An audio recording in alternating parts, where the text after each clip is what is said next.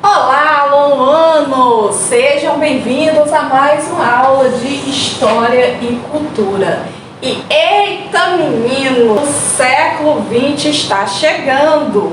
A gente estudou lá na história, né, como foi que se deu a formação desse sistema político que a gente vive atualmente, né, que é a República. Mas espera aí, a gente já viu uma parte desse filme. Bom, se a gente voltar à fita, vamos ver que na segunda metade do século XIX foi um período de grandes mudanças em todo o Brasil, principalmente por causa das novas ideias científicas e liberais que abriram caminhos para a abolição da escravatura e para a República. No Ceará, tanto o movimento anti-escravagista quanto o antimonarquista encontraram o seu lugar.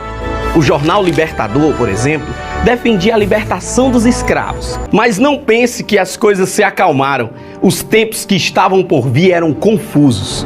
Dança das Cadeiras, pós-1889, levou ao poder no governo federal Deodoro da Fonseca, idealizador do golpe militar que instaurou a República. Era para ser um governo provisório, com data de validade até a primeira Constituição e as eleições diretas. Deodoro, porém, tentou permanecer no poder numa tentativa fracassada de golpe. Floriano Peixoto ascendeu à presidência e passou a perseguir os governantes alinhados com Deodoro.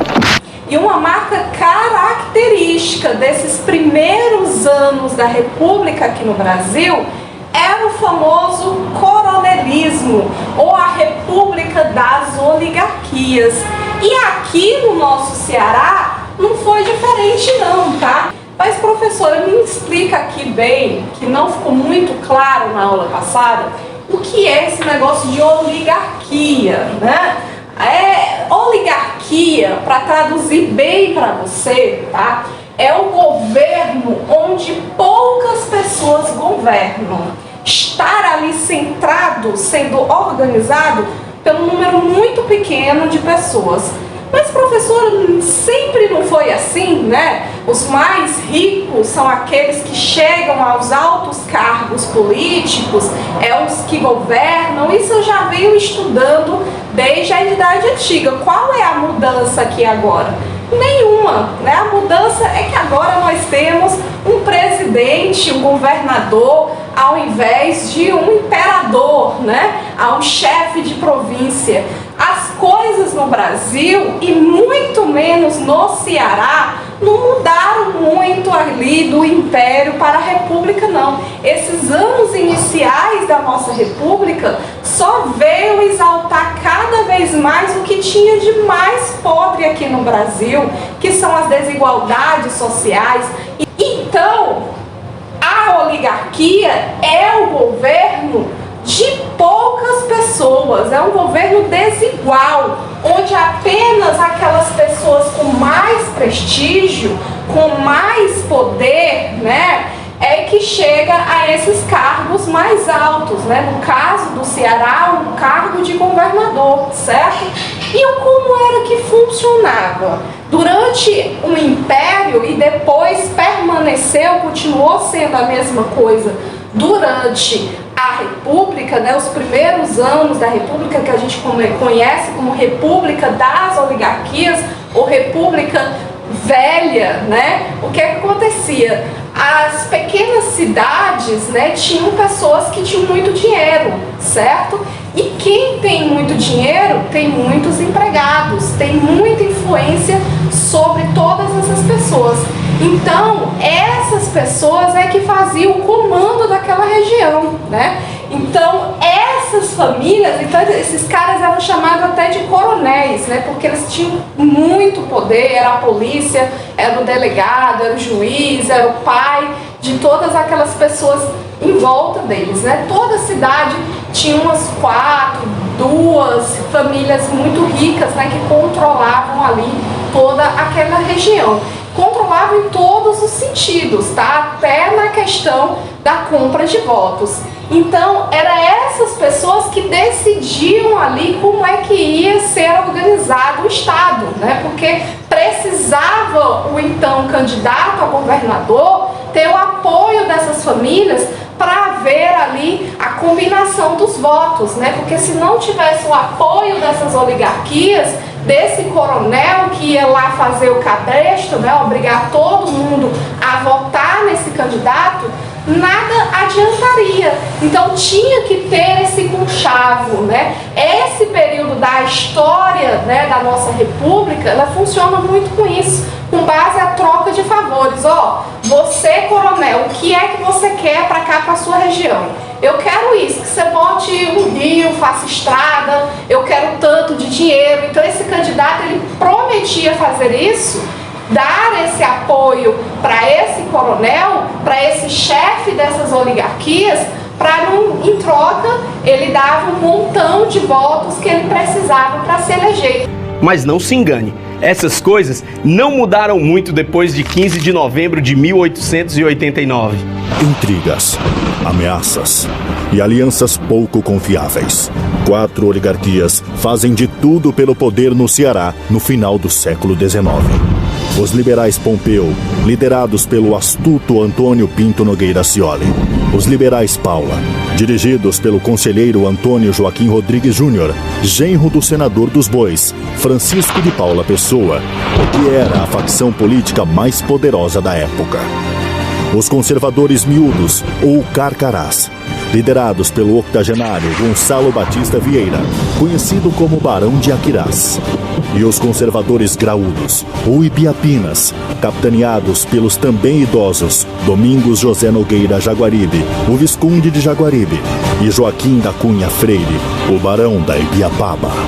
Nas últimas eleições antes da República, os liberais Pompeu estavam aliados aos ibiapinas, enquanto os liberais Paula uniam forças com os carcarás.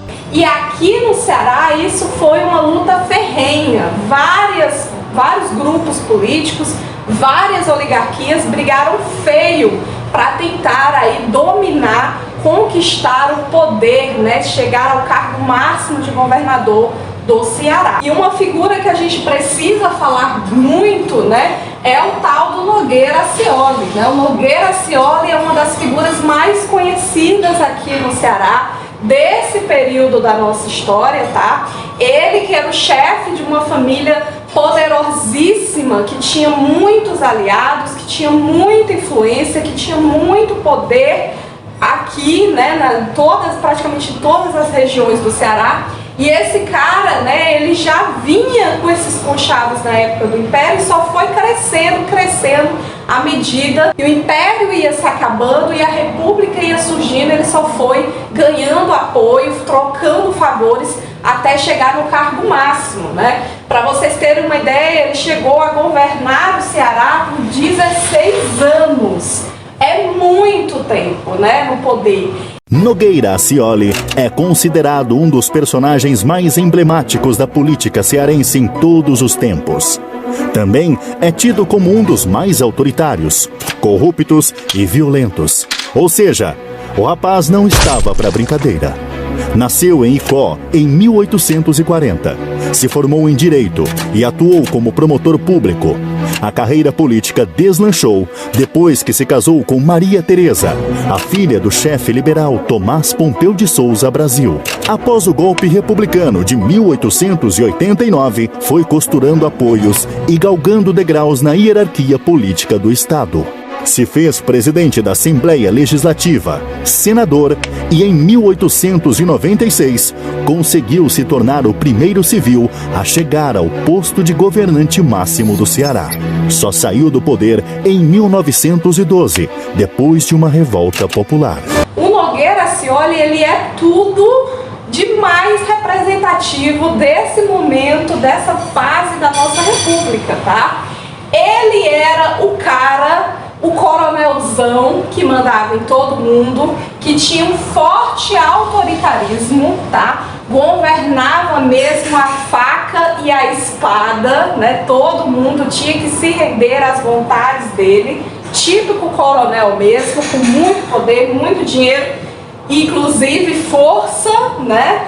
Corrupto que óbvio, né, essa coisa de corrupção que a gente vive aqui no Brasil, né, parece que nunca vai chegar ao fim, toda vez a gente acredita que um candidato vai acabar com essa corrupção, mas que na verdade a corrupção já veio se perdurando na nossa política, nos nossos costumes, né? Porque não é só os políticos que são corruptos, não, nós também somos, né? Já está na nossa cultura há muito tempo atrás, né? Todos esses governadores, esses acordos que eles faziam entre eles mesmos, esse grupo pequeno de famílias ricas, eram ali baseados na troca de favores, né? Da troca do dinheiro mesmo, né? Eu te pago tanto para tu conseguir um número X de votos, entendeu? Então havia muito essa corrupção, muito dinheiro desviado de onde não era para desviar, para poder aí pagar esses gastos da eleição, né? Porque esses candidatos aqui,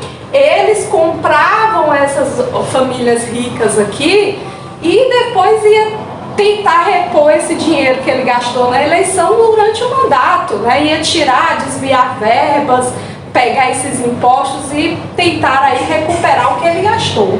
Então esse negócio de corrupção, ó, já vem de muito tempo, infelizmente.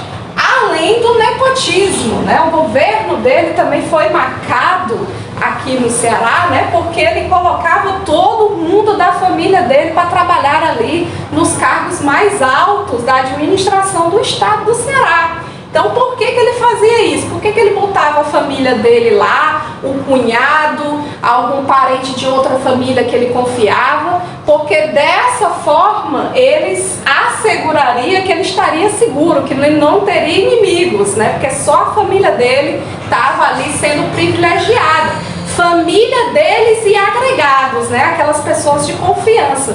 Então ele colocando essas pessoas nesse cargo, ele eliminaria qualquer chance de ser atacado, de ter inimigos, tá?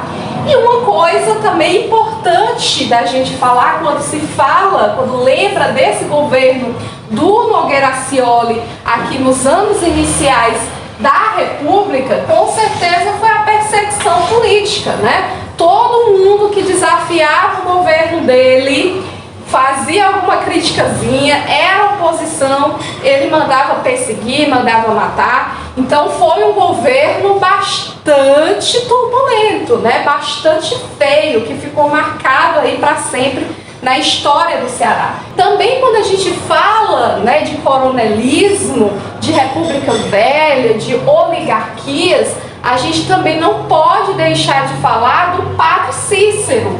Com certeza você já ouviu falar esse nome aqui muitas vezes, né? Não é novidade, já viu a estátua do Padim, já viu o santinho do Padim, e ele é uma das figuras mais representativas aqui do nosso Ceará, não é verdade? Quem vai em Juazeiro só escuta falar em Padre Cícero. Inclusive até hoje o Padre Cícero, ele é uma figura bastante dual, né? As pessoas não sabem bem como olhar para esse Padre Cícero. Ele era o quê? Era o santo? Ou ele era o coronel de batina, né? Como muita gente o chamava naquela época, como muitos historiadores hoje atribuem, né? Na verdade, o Padre Cícero, ele era tudo isso. Se tínhamos Nogueira Arcioli governando o estado do Ceará, representando essas oligarquias, esse coronelismo em todo o estado, tínhamos o Padre Cícero dominando a região do Cariri, né? A região do Juazeiro do Norte, que até hoje é tão característico, né? Cícero Romão Batista, ou Padre Cícero para quase todos os cearenses, é a figura de devoção popular mais lembrada na região do Cariri e certamente no resto do estado. Desde que se notabilizou na vida política e religiosa em meados do século XIX e começo do século XX, Cícero arrebanhou fiéis, mas também dividiu opiniões. Junto com a religiosa Maria de Araújo, protagonizou o suposto milagre de Juazeiro, que mais adiante lhe causou a a perda dos direitos de sacerdócio, até o perdão concedido pela Igreja Católica em 2015. Na política, militou em setores conservadores, apoiando a oligarquia de Nogueira Scioli com unhas e dentes, culminando com a sedição de Juazeiro. O Nogueira Scioli, como eu disse para vocês, já estava com uma fama bem queimadinha aqui no Ceará, né? Tinha feito o diabo, passou 16 anos só maltratando a galera, corrupção, nepotismo, autoritarismo, muita perseguição política, muita gente morreu por conta desse Nogueira Scioli. Então a própria população se encarregou de fazer uma revolução que iria tirar esse cara do governo, né? Então tiraram o Nogueira Scioli do governo do estado do Ceará, e outra pessoa que acabou se lascando com o fim do Nogueira Scioli foi, claro, que foi o Padre Cícero, né? Eu te disse que o Padre Cícero era aliado, então, desse Nogueira Scioli. Então, o que começou a governar no Ceará com o apoio do presidente? O tal do Franco Rabelo, né? Ele entrou no lugar do Nogueira Scioli, com a promessa, né, prometendo ao senhor presidente que ele ia tirar todas as famílias aí que estavam sendo corruptas, né, que estavam ali se perpetuando pelo poder. E a grande missão de vida dele, né, já tiramos o Nogueira Scioli, agora vamos tirar o aliado dele, né, que é o Padre Cícero, que tinha, obviamente, que era já na época uma das figuras mais importantes do Ceará, né, inclusive na região do Cariri. Então, o que ele fez? Ele decidiu fazer uma verdadeira revolução, mandar soldados mesmo lá para o Juazeiro para tentar tirar esse Padre Cícero do poder, né? Estava disposto a tudo. E foi aí, a partir de 1914, certo? Que houve a então sedição do Juazeiro, né? Que era uma revolta organizada pelo então novo governador do Ceará, o Franco Rabelo, para tentar tirar o Padre Cícero da onda, né? Tentar tirar o Padre Cícero de cena, porque o Padre Cícero já estava dominando demais as coisas. Acontece que ele foi para o Juazeiro tentando, assim, achando na cabeça dele que ele ia tirar um grande coronel, entendeu? Nós já tiramos um coronel, já tiramos o Nogueira Scioli. Para tirar esse Padre Cícero vai ser em 2 tempos, ora, só naquela regiãozinha ali do Cariri, mole, já tiramos, entendeu?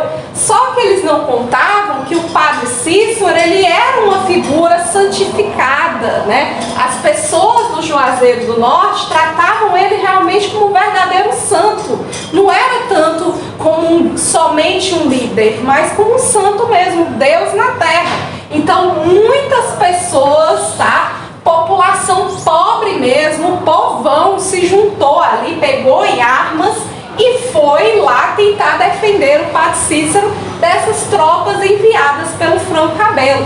Que você quer acabar com o nosso padim? Vamos nada! Nós estamos aqui para defender nosso santo. Você não acaba com o padim nunca. Então, inclusive, eles chegaram a chamar essa sedição de Juazeiro aqui até de Guerra Santa, né? Para vocês entenderem aí como o Padre Cícero era valorizado por essas pessoas.